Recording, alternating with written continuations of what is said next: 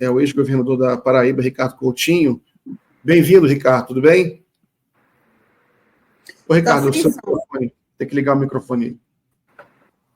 Oi, tudo bom, Miguel? Como vai? Yara, um prazer, Ana Prestes.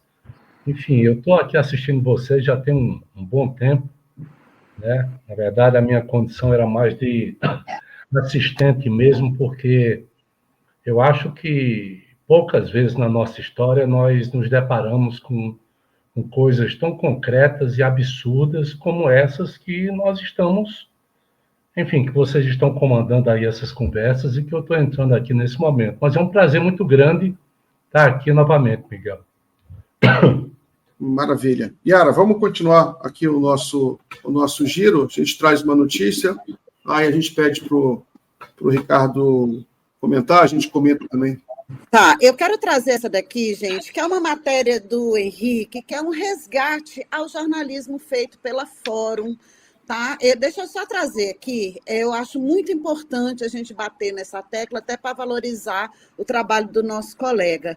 Essa operação de hoje, Dia da Bandeira, é bom frisar, e dia do aniversário do Rovai também, colocada nas ruas pela Polícia Federal para prender militares golpistas que planejaram matar o então presidente eleito Lula antes de sua posse, que levou para a cadeia o general Mário Fernandes, foi antecipada em sua raiz pela Fórum há quase 2 anos. No dia 15 de dezembro, a Fórum reportava em tempo real, por meio de uma fonte da Polícia Federal lotada no Palácio do Planalto, uma reunião com forte teor golpista realizada no anexo 2 da sede da Presidência da República, àquela altura ainda ocupada por Bolsonaro. O mais arisco dos participantes era exatamente o general preso hoje, Mário Fernandes, então secretário executivo da Secretaria-Geral da Presidência da República, ou seja, o vice-ministro, pasta chefiada naquele momento pelo também general Luiz Eduardo Ramos. Ele, naquela ocasião, disse: o Brasil vai atravessar momentos de incerteza no presente e no futuro. E agora descobre-se que naquela data, 15 de dezembro, ele estava sendo planejado para ser levado a cabo o assassinato do presidente Lula, do vice Geraldo Alckmin e do ministro Alexandre de Moraes, do Supremo Tribunal Federal, que à época presidia a nossa Corte Eleitoral. Então, eu vou deixar o link aqui para essa matéria, mas eu acho importante a gente fazer esse registro, porque, infelizmente, às vezes as pessoas esquecem do papel do jornalismo independente comprometido com a democracia, como tem sido nesse período inteiro. E aí, Coutinho, eu queria ouvir o seu comentário e dizer que eu estava chegando da China, sabe, Coutinho? Eu cheguei no dia 11, no dia 12, eu moro em Brasília, sou brasiliense, eles estavam destruindo essa cidade, ateando fogo em ônibus. Depois eu comecei aqui com o Miguel, eu e Miguel, a gente também, era até o dia da marmota, né, Miguel? Que foi o 8 de janeiro, que na verdade faz tudo parte do mesmo elemento. Eu queria que você trouxesse para a gente um olhar na política. Por exemplo, cadê o Múcio? Onde está o ministro da Defesa? Ricardo. Olha, Yara, eu quero assim reforçar o papel da comunicação independente, vamos chamar dessa forma, mas desse novo segmento, né, de informação que tem evoluído, graças a Deus e aos leitores, né, e aos internautas, de uma forma muito importante no nosso país, porque, de certa forma, é um contraponto perene, seguro, né? Porque dentro da mídia corporativa, de acordo com os ventos que soprem, as opiniões vão mudando. Né? No caso desses canais de informação, que eu estou chamando aqui de mídia alternativa, eu penso que existe uma consistência exatamente interligadas pela defesa intransigente do Brasil e da democracia. Né? E vocês, naturalmente, fazem parte disso de uma forma muito, muito expressiva. Eu acho que, viu, Miguel, que todos esses fatos, agora não há mais nenhuma dúvida, estão totalmente interligados. Né? Essa gente, eles tentaram criar um clima de confusão absoluta dentro da nação, dentro das instituições, onde vários casos aconteceriam para criar aquilo que era o inevitável, que era a assunção novamente das Forças Armadas ao comando do governo, capitaneadas dessa forma, dessa vez, por Bolsonaro. Né? Se você olhar bem, nós tivemos caminhão com bomba, caminhão de combustível com bomba, né? no aeroporto de Brasília. Você imagina se um caminhão com uma bomba fosse colocado perto do John Kennedy, lá em Nova York, né? Perto do Fiumicino, lá em Roma. Você imagina o estardalhaço que seria isso? Nós tivemos isso aqui e não detonou por questões outras. Nós tivemos ataques à sede da Polícia Federal. Nós tivemos ônibus sendo atacados no dia 12, eu acho que foi dia 12, eu me atrapalho um pouco de dezembro com as datas, mas eu acho que a Yara estava falando exatamente isso. Né?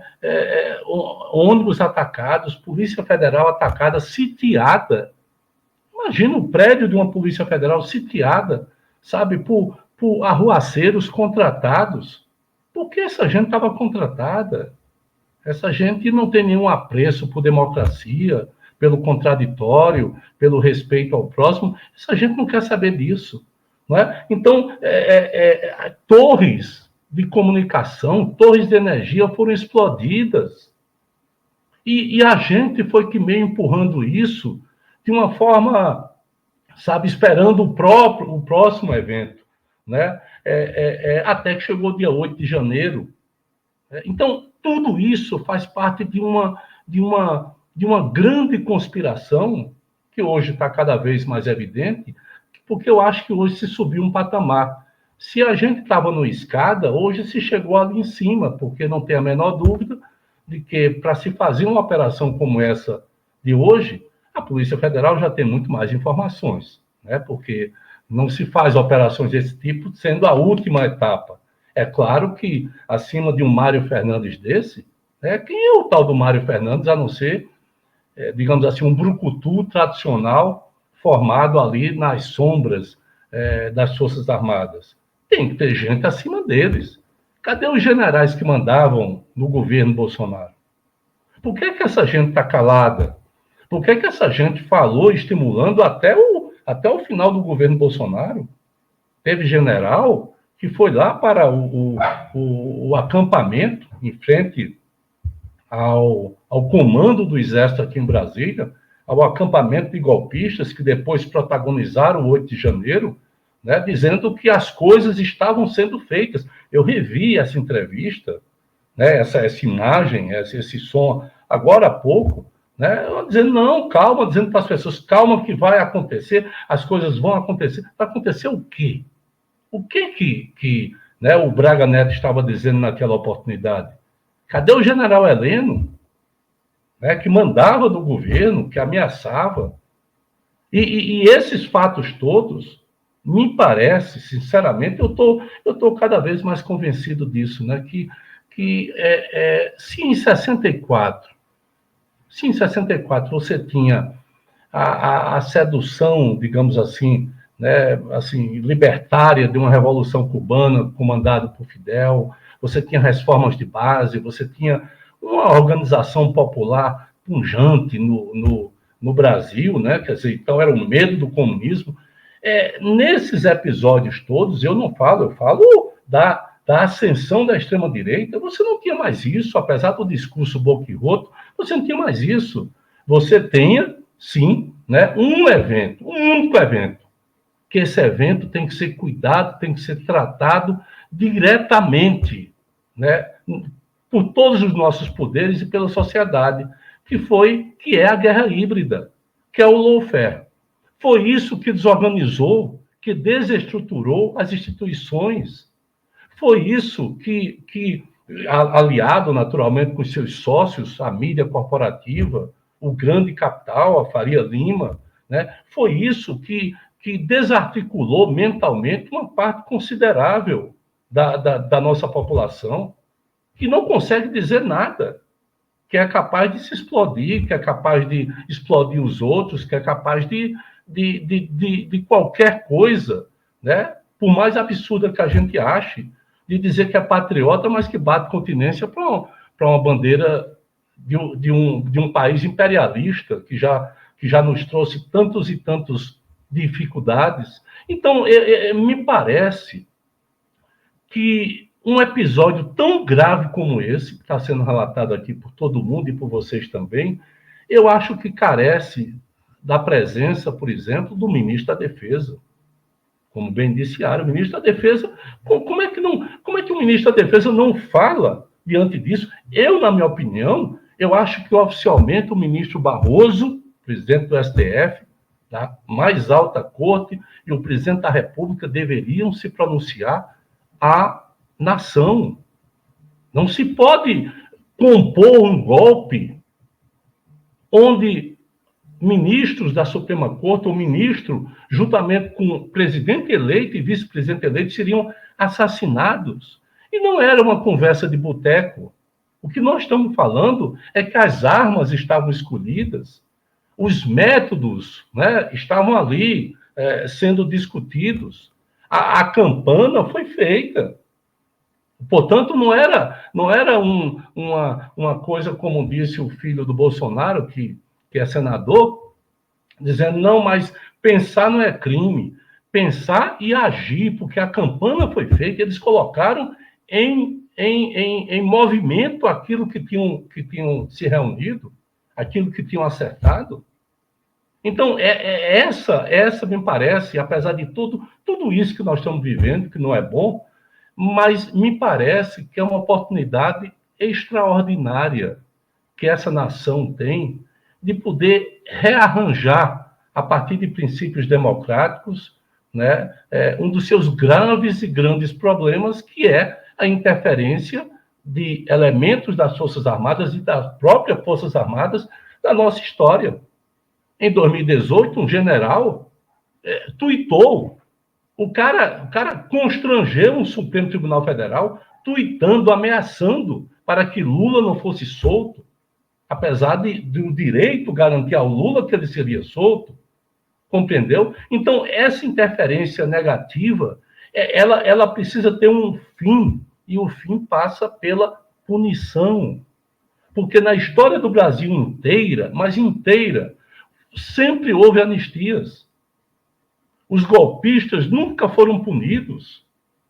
Sexta-feira eu tive a oportunidade de ver Eu Ainda Estou Aqui, né? E a única coisa que eu consegui dizer após o filme, bem impactante, pela beleza estética, pelo elenco maravilhoso, pela ternura dentro da violência, né? Porque aquilo é uma violência muito grande, mas a única coisa que eu consegui dizer foi exatamente, Ana, assim, eu disse, e não tem nenhum filho da puta desse punido, preso. A nossa história não comporta punição. E é por isso que a gente não consegue se afirmar enquanto uma nação democrática. É por conta disso. Então, esse momento é um momento que você não consegue mais dar ré. Não tem mais ré. É preciso que agora a sociedade ela se expresse muito mais do que pela internet. Né? Nós não podemos aceitar esse tipo de coisa, porque temos que ir até o final. E acho que a Polícia Federal está preparada para isso e já dispõe, ninguém se iluda, já dispõe de muitos elementos. Não se solta algo sem ter algo posterior. Né? E não cabe na cabeça de ninguém que esses 4, 5 iriam programar algo que todo o comando sabia. Todo o comando sabia. Ou seja, um golpe. E finalmente, Miguel, eu fico assim, meio... Eu olho assim para o governo, né? Eu olho para ao redor do presidente Lula e eu fico me perguntando muitas coisas. Né? Nós não estamos vivendo uma época de normalidade. O presidente Lula sabe disso, qualquer pessoa que transite pelo meio da política sabe disso. Então, como é que é possível, né, ter gente na segurança, né? Como é que é possível ter esse problema da ABIN, que é um problema permanente que continua? Está lá encravado gente que estava conspirando, que continua, porque isso também não foi desarmado, continua conspirando. Né? Como é que é possível você ter tudo isso acontecendo, né? E um presidente praticamente nas mãos desse povo para que seja feito qualquer coisa contra a própria vida da maior liderança política que esse país já teve? O entorno do presidente Lula precisa, penso eu, precisa se expressar. Não é possível. Não é possível que avião dê pane. Pode ser que nada tenha a ver com uma coisa com a outra, mas são muitas falhas, uma atrás da outra, que rondam a maior liderança do mundo democrático hoje, que é o presidente Lula.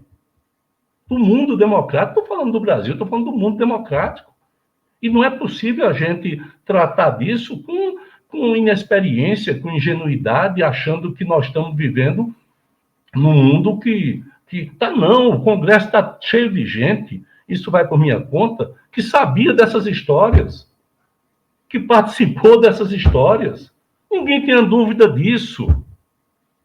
Ninguém tem a dúvida disso. Aqueles mais exaltados, vocês lembram, né? Como tinha deputado exaltado, como tinha... Aqueles mais exaltados, aqueles ali sumiram do noticiário. Tem muita gente com medo, porque a corda está apertando, mas essa gente tem que aparecer. Não é para satisfação ou vingança, não, mas é para consolidação de um caminho para que esse país mais nunca tenha que amargar dias tão difíceis como esses que nós passamos, né? Com as implicações sociais, econômicas, políticas, desses 10 anos. Eu vou repetir aquilo que eu disse, de lavajatismo, que ocasionou Bolsonaro, que ocasionou a extrema-direita e que paralisa esse país, né, meio a meio, como se fosse uma coisa normal você ter um debate público onde um lado não sabe o que diz, não está nem aí com o que diz, estão somente focados nas próprias convicções que não resistem a uma única abertura de um livro. Muito bem. Ricardo, deixa eu só dar um recado aqui para os internautas. A gente está com uma boa audiência, estamos com quase 2.000 curtidas, mas ainda não chegamos, pessoal. Hoje é o dia para a gente estourar essa meta, as 2.000 curtidas aqui no vídeo.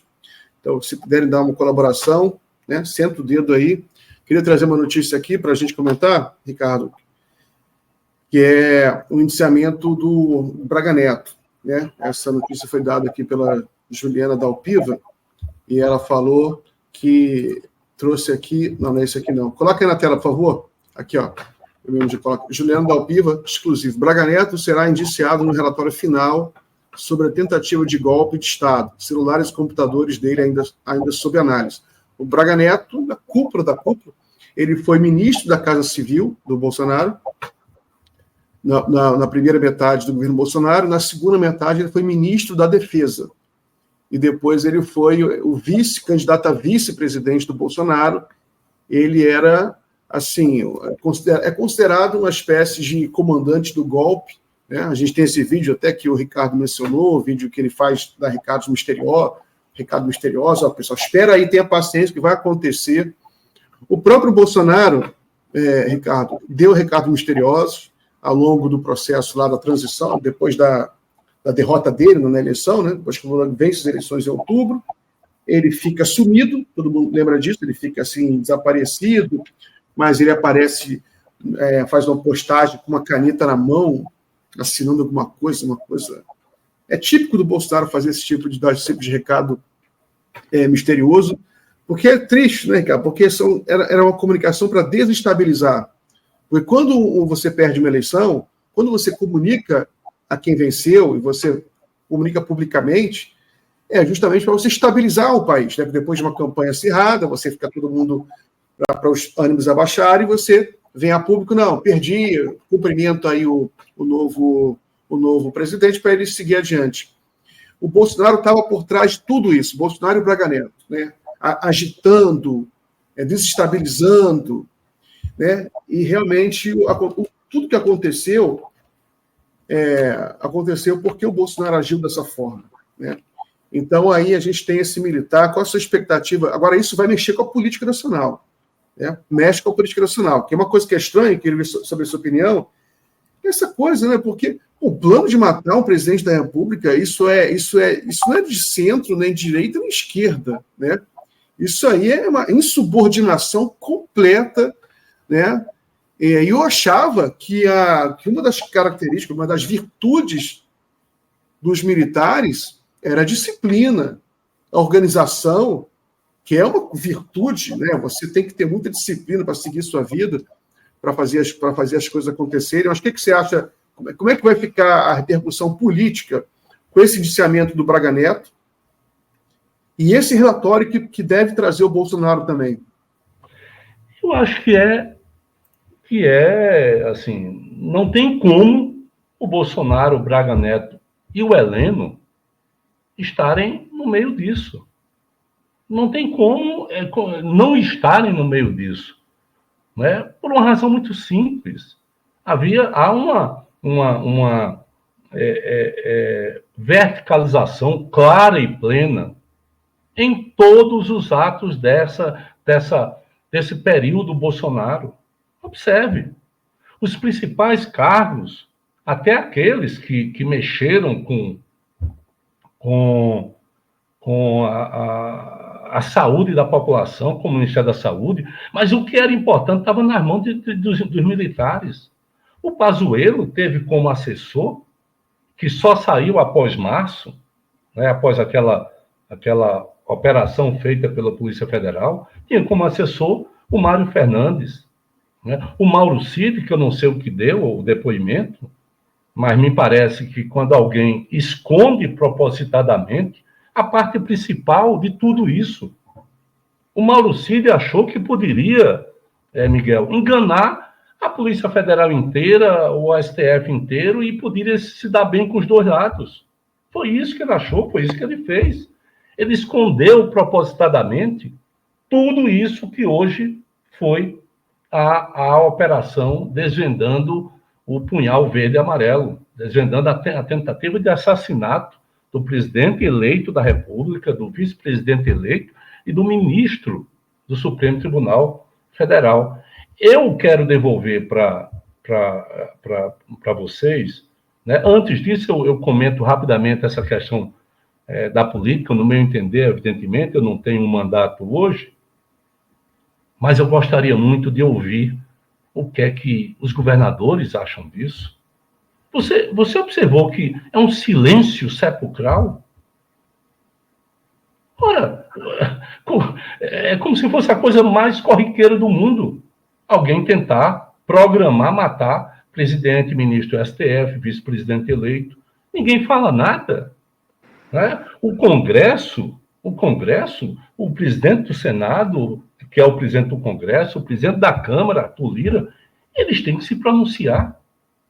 Arthur Lira já não se pronunciou, é bom que se diga, em relação ao dia 8 de janeiro.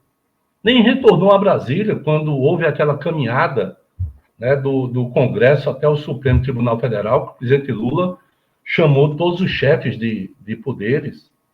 Então, essa gente tem que falar, porque não adianta dizer que estou fora, passo, ninguém pode passar.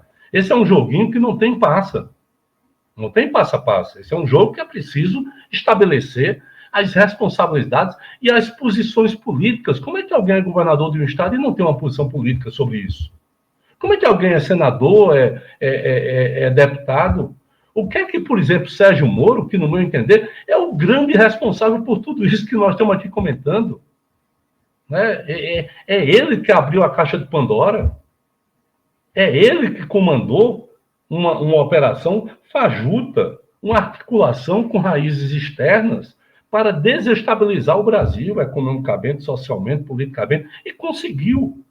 E permitiu a ascensão da mais estúpida extrema-direita, que hoje faz parte desse cenário aí do neofascismo mundial. Então, é preciso que essa mídia que nós estamos aqui ovacionando e celebrando cobre aos parlamentares de direita, de todo canto, não tem essa história de ser, né? Mas assim, cobre posições, cobre a quem tem posição política, governador, vice-governador, prefeitos de grandes capitais, eles têm que ter algum tipo de posicionamento em relação a isso. E, finalmente, eu acho, viu, que eu não sou jurista, né? Eu sou político e como profissão, minha profissão era farmacêutico, mas que exerci pouco por conta da política. Agora, eu gostaria de saber dos juristas, eu vi Cacai aqui de uma forma magistral, como sempre, né, falando, se não era o caso de usar uma coisa que eu sempre critiquei pelo uso politizado, equivocado, né, para criar manchetes, mas nesse caso não. Se não era o caso de utilizar as preventivas. O que esse povo que ainda está solto pode fazer em relação à ordem pública? O que é que concretamente eles podem fazer? Já fizeram tantas coisas, né? Eu saí aqui, eu comecei essa conversa nossa, que está mais para um monólogo, desculpe-me, mas assim, eu comecei falando um monte de coisa sobre os atos que tinham acontecido durante esses meses todos. Não é? Ou seja, essa turma vai continuar incentivando, insuflando, né? Tendo o rabo, tendo a cabeça, tendo o chifre, tendo tudo preso nesse processo. Eu acho que é preciso acelerar esses processos. O Brasil está parado. Olha, só para concluir isso aqui, Yara, olha, para você ver, a gente tem um espetáculo, né, um evento, um ato poderoso, como foi esse G20. Né? A própria redação nos seus termos, traz algo que é uma vitória forte da imagem e da liderança do presidente Lula. Muitos países ali se negariam em qualquer outro lugar a assinar aquela declaração conjunta. Todos assinaram, até aquele da Argentina lá, que, né, até ele, até o Biden.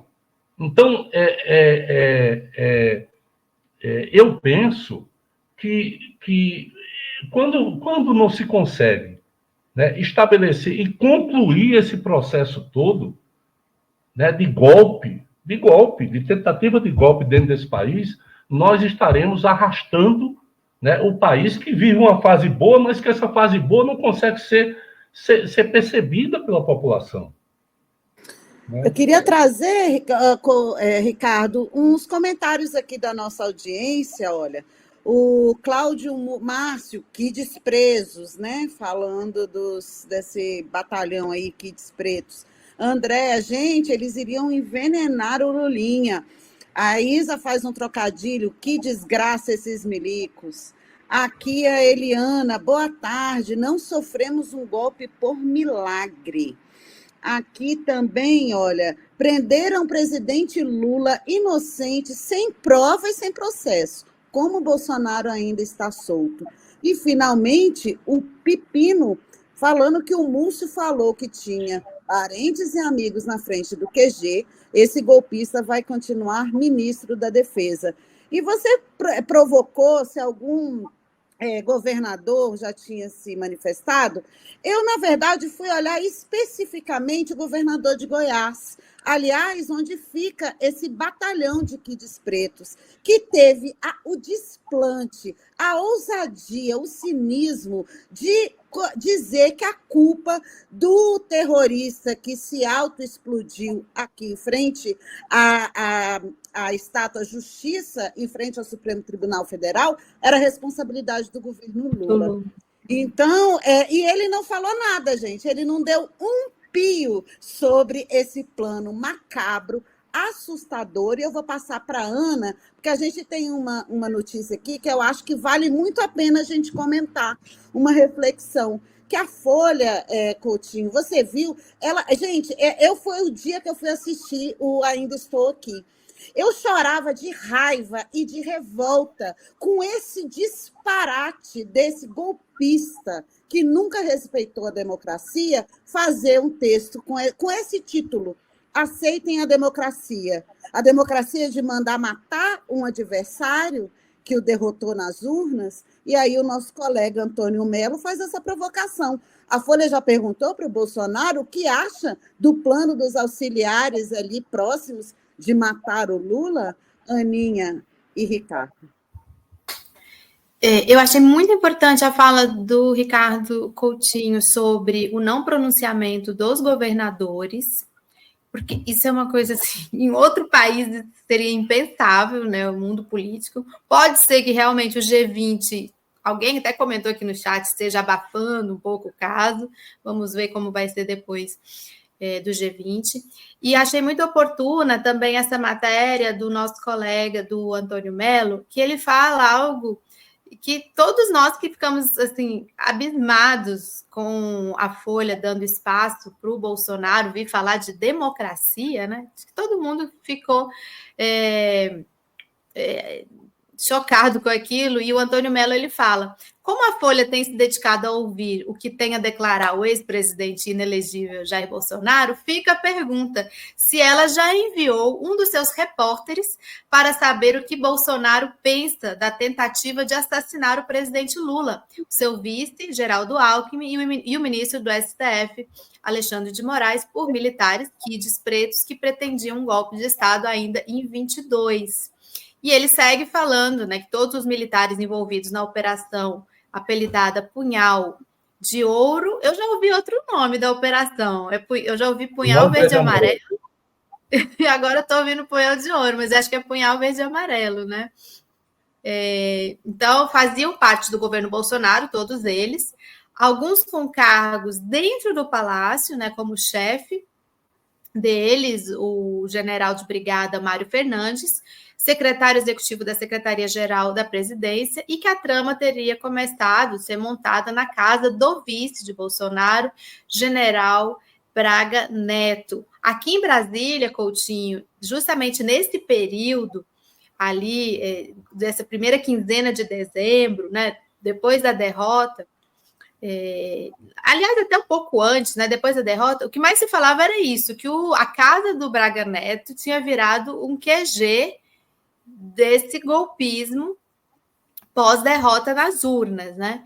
Inclusive, no dia 12 de dezembro, que eu presenciei fisicamente estando, por acaso, ali no setor hoteleiro norte, era o que mais se falava, do papel do Braga Neto. Isso foi uma das coisas que mais se perguntou aqui também hoje no nosso chat. E aí, o Braga Neto, né? E aí saiu essa notícia que o Miguel trouxe para a gente, da Juliana Delpiva, de que deve sair um indiciamento, né, do Braga Neto.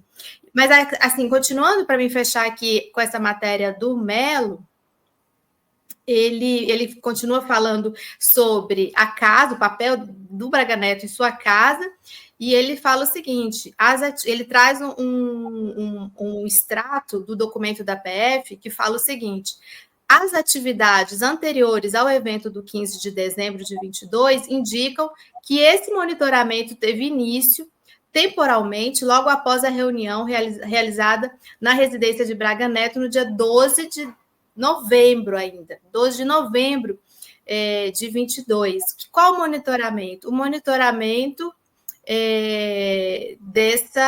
das pessoas, né? Eu acho que é o monitoramento dos alvos aqui, pelo que eu entendi. E aí ele segue. Para a execução do presidente Lula, o documento descreve, considerando sua vulnerabilidade de saúde e ida frequente a hospitais, a possibilidade de utilização de envenenamento ou uso de químicos para causar um colapso orgânico. O Cacai falou aqui sobre isso com a gente, sabe? Não sei se você já estava nos ouvindo, ô Coutinho, hoje no início aqui do programa. Ele falou dessa crueldade particular, né? De cogitar um envenenamento e ainda citar uma condição de saúde do presidente Lula que poderia se levar a uma naturalidade, digamos assim, entre aspas, da situação. Então, eu volto a palavra para você para trazer assim, suas reflexões para nós justamente sobre a gravidade desse momento. E você já falou dos governadores, se você pudesse falar dessa nossa imprensa também, uma imprensa que tem dado tanto espaço justamente para esses golpistas, né? Eu acho, viu, Ana? Assim, eu compreendo que a mídia corporativa ela tem uma responsabilidade direta nessa passagem do Brasil, né, para a inviabilidade, para a inconstância, para, sabe, toda essa falta de construção de futuro que o Brasil tem passado ao longo desses 10 anos, 12 anos. A mídia tem um papel fundamental. Eu acho que você tem um Ministério Público, através daqueles procuradores antipatrióticos, né, deslumbrados, né, perseguidores. Então, você tem um Ministério Público que se enraizou pelos estados, a Paraíba mesmo tem, né, eu tenho conhecimento disso e sou vítima disso, né, a parte do judiciário, que aí simbolizada pelo Moro, pelo Bretas, por essa gente aí que, sabe, e sem a mídia, jamais esse povo teria avançado como avançou. Foi a mídia corporativa que deu força, que deu consistência.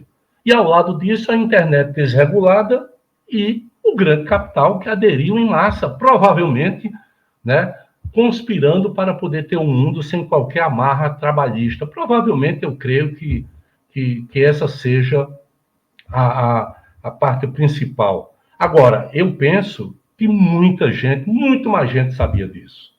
Né? Muito mais gente tinha conhecimento disso. E aí é que entra, eu falei do entorno do nosso presidente, eu falei da ABIN. Olha, tem muito fio descapado por aí. Tem muito fio que está aí, que sabe que quer uma oportunidadezinha para ser reintegrado ou qualquer coisa parecida, e que sabe de coisas. Sabe quais são os endereços. Isso você está ensinando para nossa vigário, porque essa turma aí sabe. E como é que não se age? Como é que não se blinda o presidente Lula? Como é que, sabe, que os caras fazem, até ontem, estavam fazendo a segurança no G20, 2 deles. Ou seja, isso é primário demais. É preciso um freio de arrumação nessa questão. Eu estou falando do lado do governo. É por isso, sinceramente, que eu acho que o presidente do STF, que o presidente da República, que o presidente do Congresso teriam que fazer um pronunciamento diante da gravidade dos fatos que estão aí colocados para, naturalmente, chamar a população para derrotar. Não adianta só uma instituição daqui a não sei quanto tempo condenar alguém e esse alguém ficar esperando uma anistia. É preciso que a população repudie. É preciso acabar com essa coisa de marchar em frente a quartel. É preciso aproveitar a oportunidade e redimensionar as Forças Armadas. José Dirceu disse uma coisa muito importante. Por que o Exército, num país continental como o Brasil, é a principal força? Por quê? Né? Porque nós vamos ser atacados por quem? Por terra. Se o Brasil fosse atacado, ia ser pelo ar e pelo mar. E por que a gente ainda tem essa descrição na formação e no estabelecimento dos orçamentos das nossas Forças Armadas? Compreendeu? Por que nós temos kits pretos para combater terroristas, quando no Brasil os terroristas apareceram agora e apareceram em 64? Mas são eles mesmos. São eles mesmos. São eles mesmos. Ou seja, eles estudam para ficar. Como é que uma unidade dessa ela vai poder continuar a funcionar? Eu sei que o que eu estou dizendo aqui pode ser muito duro, mas é necessário. É uma necessidade democrática de um país que precisa entrar na maioridade democrática. Nós ainda estamos ali na puberdade, tentando de todas as formas, sabe? Construir um caminho. E as nossas instituições, que particularmente o judiciário, que eu fiz críticas aqui, aquela parte que eu chamo parte podre, que o Moro, que essa gente aí comandou, mas o judiciário, através do STF, tem dado respostas importantíssimas, convincentes, né? Mas, assim, é preciso virar essa página, e só se vira a página com a punição dessa gente, com a punição de Bolsonaro. Bolsonaro é o grande articulador disso. Todos os seus atos. Ele não fez uma escola, ele não fez uma universidade, ele não fez um hospital. O tempo todo era falando do comunismo, o tempo todo era isso.